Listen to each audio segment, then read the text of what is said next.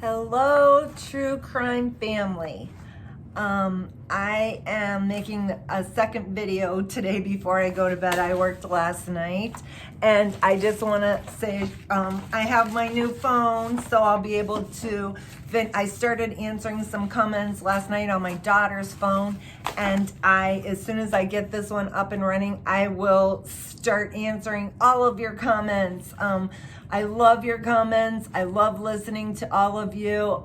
You all give me inspiration, and I'd like to thank all my subscribers and all the comments. It really means a lot to me.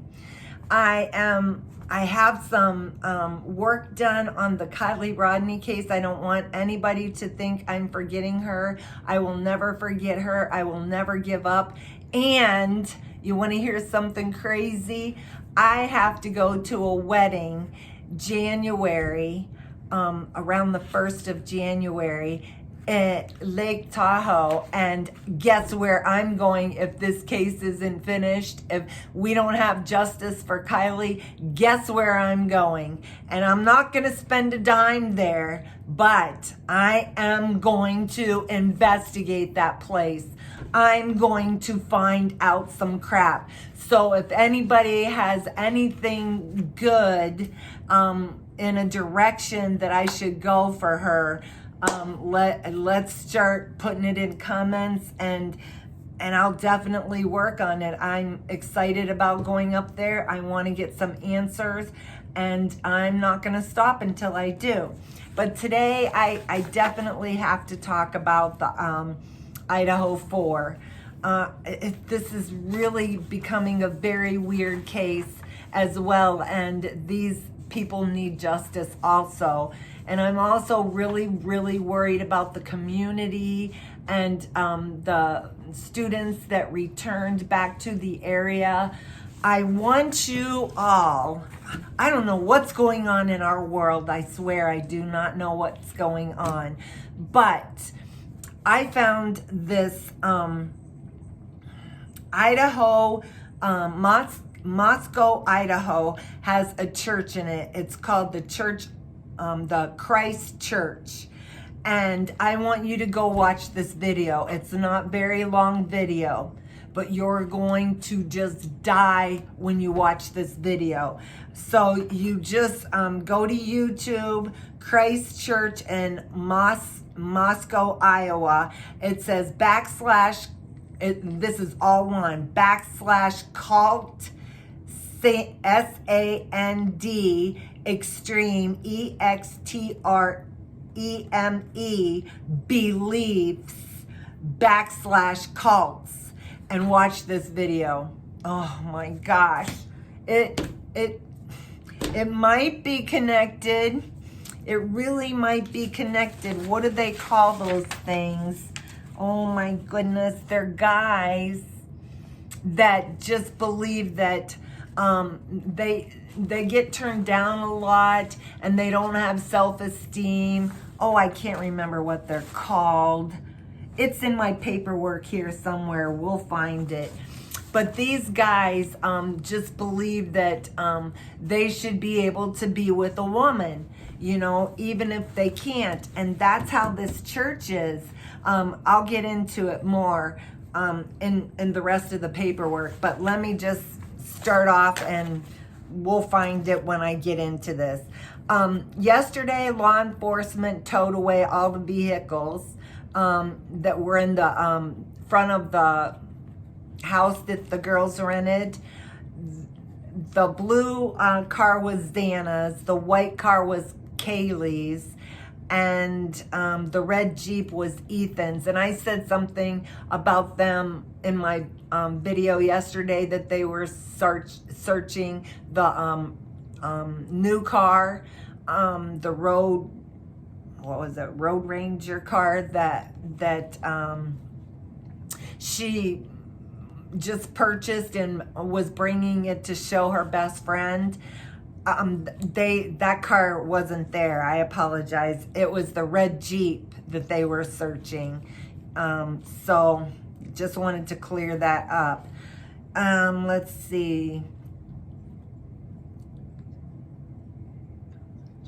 Okay, so they are going, I'm not sure if they're going to take those vehicles in and, you know, go over them again. I kind of am scratching my head because I'm thinking, wouldn't you have wanted to take those vehicles in a long time ago before they were exposed to the elements and possibly other people touching the car and the outside being compromised because of that? So at this point, I'm not sure if they're going to take those cars in or if they're going to release them to the family. It should have been processed sooner, I think. I think that they're, you know, I'm hoping they're going to tow them to forensics and maybe check out what's inside.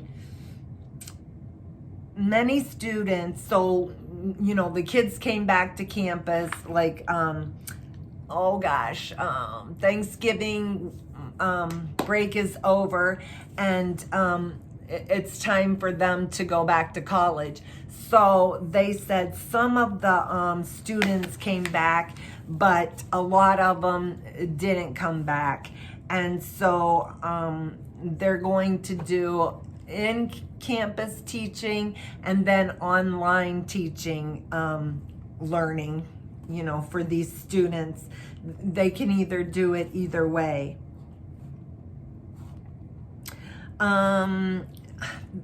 There's a few neighbors that have been speaking out. One, oh my gosh, I think his last name's Reagan. I'll find his first name, but his last name's Reagan, and he's been on many interviews, and they are saying that this is one of the houses that was a party house, especially on the weekends. The other thing that I kind of found out was Ethan and Jack D were best friends. So his best friend and his ex-girlfriend are unalive together. That's so sad. Frat and sorority houses are not talking to anyone. They were told only to speak to the police. Investigators still believe it is a targeted attack, but they are no closer to an arrest. They continue to look hard into the stalker theory and the peeping Tom theory. Let's see.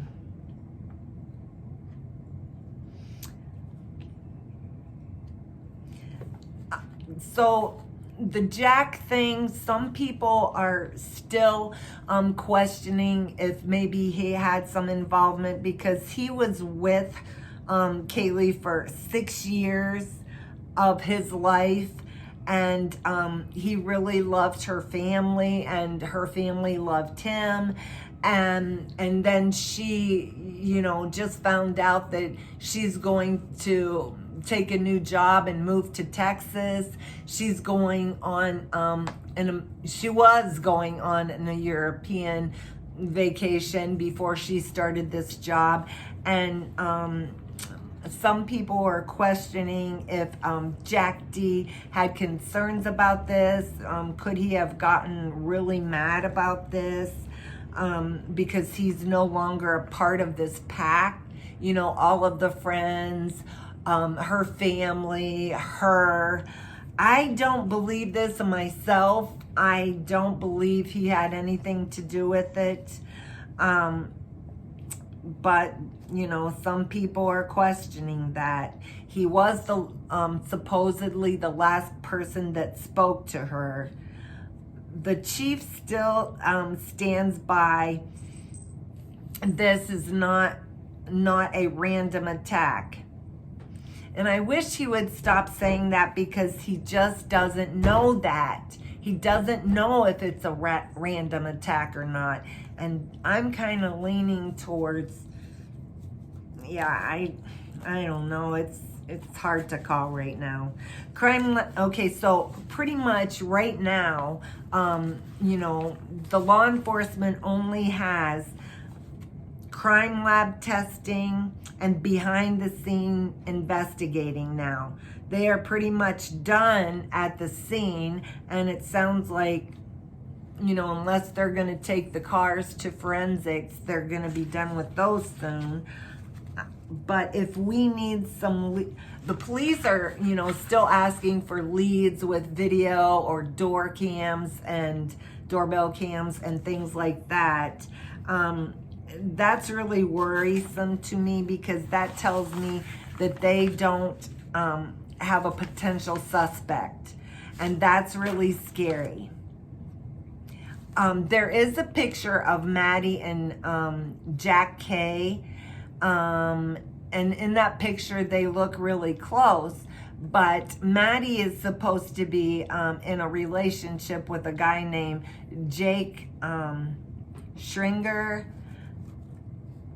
And, you know, the weird thing about him is, since this all happened, no one has seen him. I don't know if he went to his home, but since this took place, no one has seen him and no one has heard from him. The other thing that bothers me is the behavioral analysis unit. They're still there. And we know that when the behavior analysis unit comes to a town where there's murders like this, or, you know, multiple, they're in and they give their little spiel on who they think it is and what law enforcement should be looking for. They give their profile and then they're out. But it's strange to me that they're still there. The criminal defense attorney, he can step up when this goes to court. If they catch the person and this goes to court, he's going to come up and he's going to try and state that the crime scene was contaminated by all the people that went in, and that's going to be something they're gonna have to, you know, get this right, totally get this right, because they know that that's what that defense attorney is going to do. The coroner, Kathy, I think she really messed up by, you know, saying exactly what type of weapon was used and where they were stabbed, because I think that you want to keep that, you know, under wraps with law enforcement, you know, because that would be something the killer would know exactly where they were, you know, stabbed.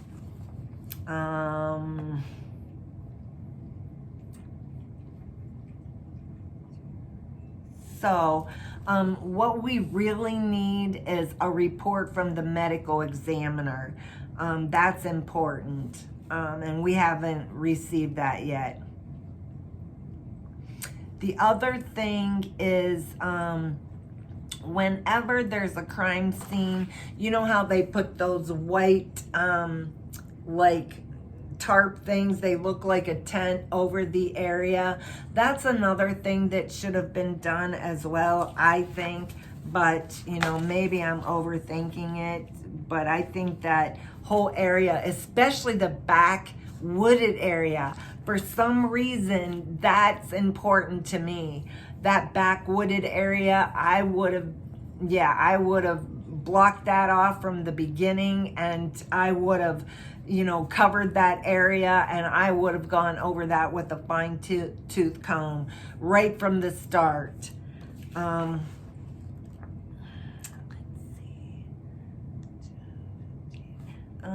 She should have never discussed that. Cover after check the crime scene. Okay, so we know that the last calls that were made by Maddie and Kylie were at 2:58.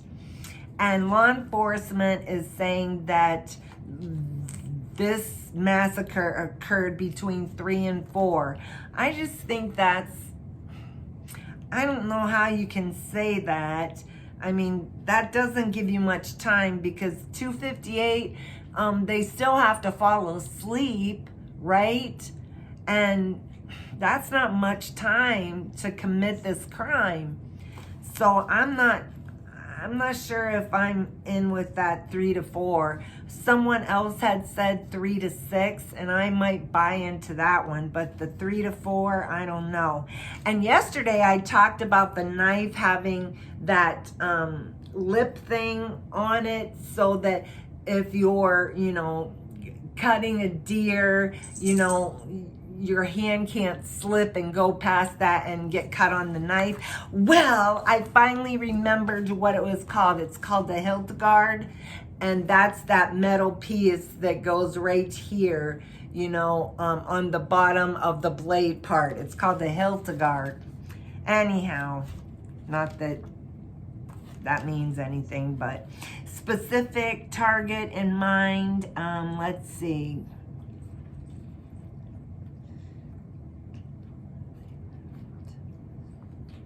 Okay, so you know how they say it's a specific target?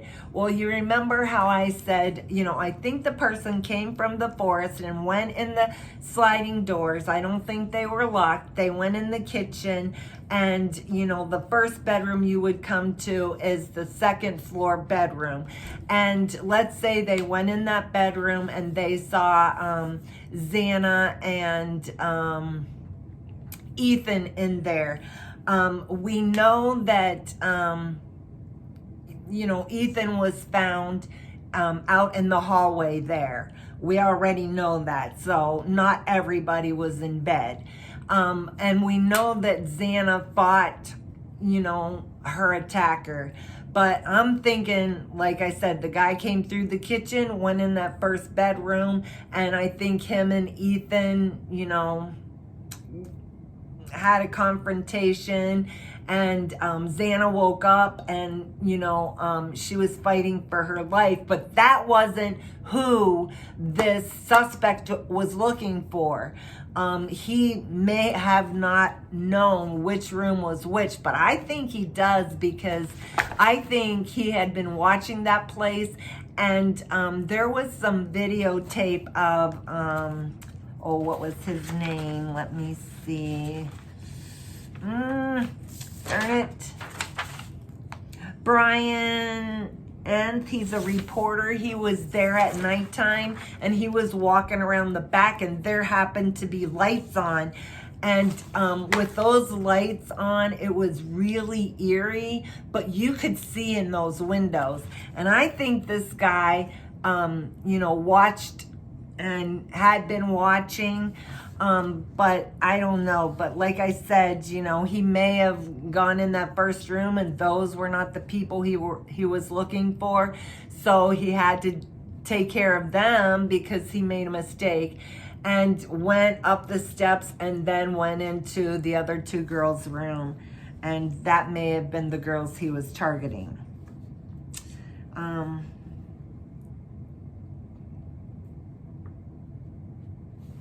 Okay, so I think this was on Reddit, and we know how we can't believe Reddit all the time, but excuse me. There was a fellow who was on Reddit, and he said that he had since graduated and moved back to North Carolina, but he was still really good friends with one of the, oh my gosh, what is her name? Oh, golly jeepers. Kathy, the coroner. Okay, he's not friends with that coroner, but he's friends with another coroner in the area. And so this coroner had been chatting with him. And like I said, he's back in North Carolina. He said it was one of his friends who made the 911 call, or spoke on the 911 call. And he said that Jack D is a suspect number one to, And the reason why nothing has been done yet is because they're building a case, and they're trying to throw him off by saying they didn't clear him, but they said at this time he's not a suspect. And you know, the family is backing him up and saying he's not a suspect, and law enforcement think that maybe he did it or he paid someone to do it.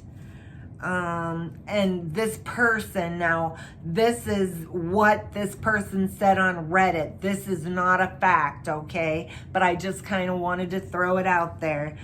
He said that Mandy's body was mutilated far worse than any of them, and she was almost decapitated. Ethan was laying in the living room next to, he was the next to the last one to pass, and Xana was the last one to pass. So I don't know if we can believe that, because that was on Reddit, and again, that's not a fact. And anything that I say on here is things that I researched, you know, and found myself, or I found it on the web or Google or YouTube, and I'm stating my opinion most of the time. The night Xana and Ethan were at that frat party, they were only there until 9 p.m. And I guess the police were called to that frat party. I don't know what time. And there was a fight there at that frat party. So investigators.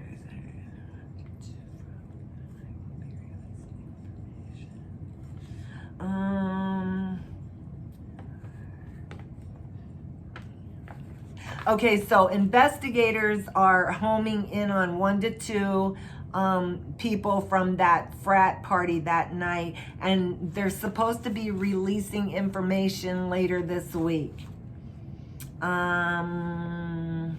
Now, this may be a very, very troubled male. And he could possibly be attracted to one or a couple of the young ladies. And like I said, I believe he was back in those woods watching them. Bill Daly stated that the perpetrator had to know this home, but that's not necessarily true. He was saying that he probably was inside. I don't believe that, you know, because you can go online and you can look at every single room and the floor plans of any house you want to look at pretty much nowadays. So he could have very well studied from, you know, oh gosh, what is that, Zillow or whatever else puts those homes up. And he also believes, this Bill Daly said he believed that the perpetrator was within the students group.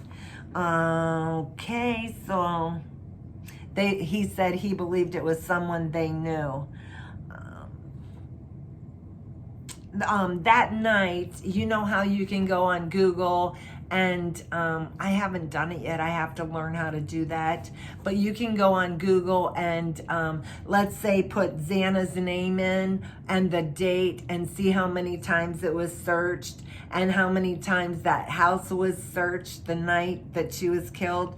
And there were several searches on the 12th for both the house and Xana.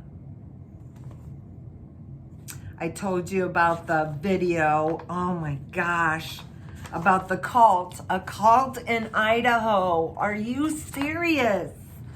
Oh, okay, and so let me tell you a little bit about it.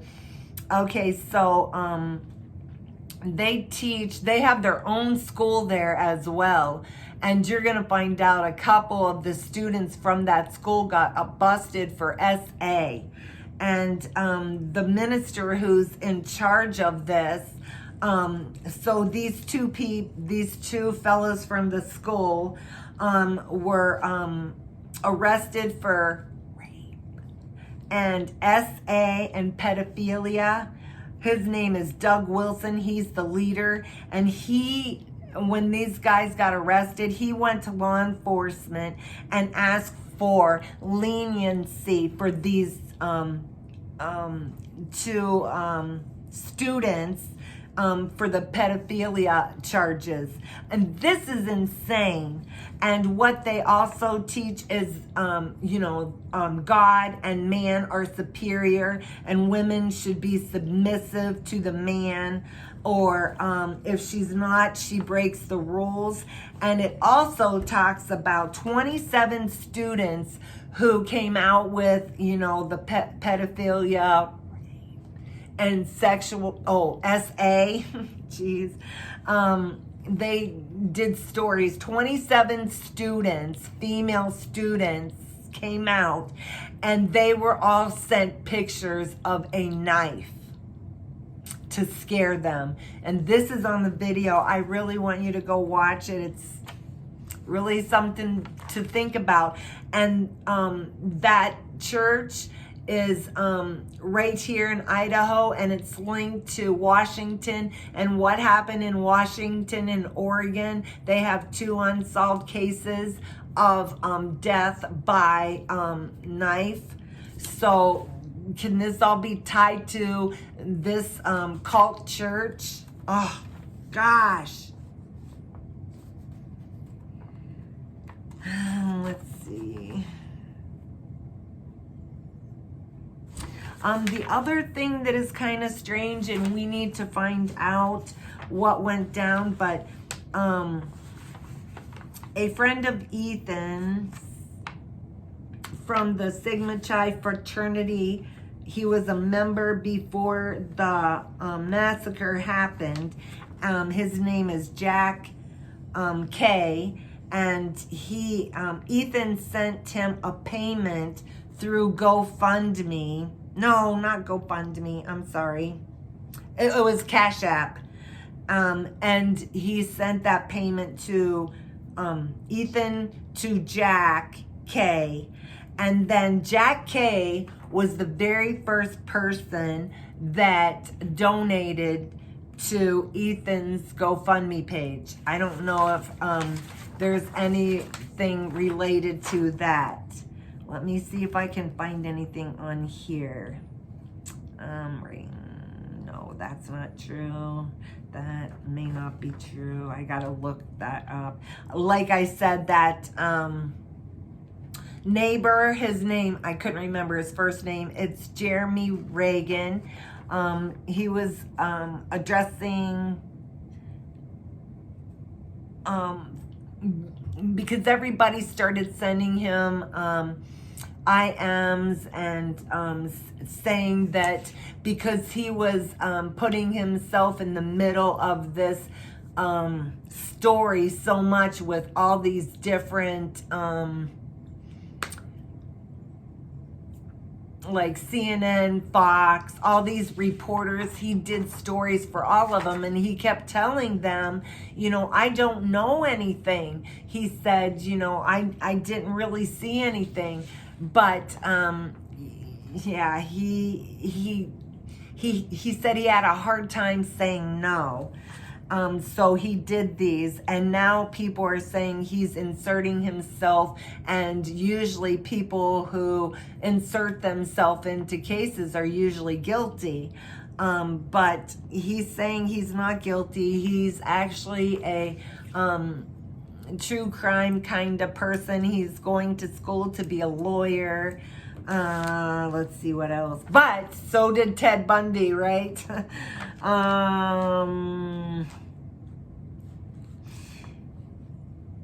He's being compared to a murder. He went from present.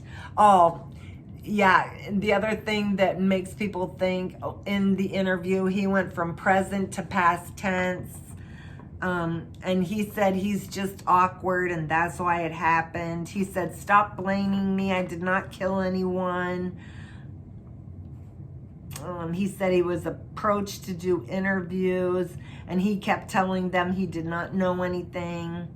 It It's hard for him to say no. I did not ask to be interviewed by Fox or CNN. And the other thing, he does not work at Moscow Bagels. He said he does ramble on at times in these interviews. And he said he had never been in their house.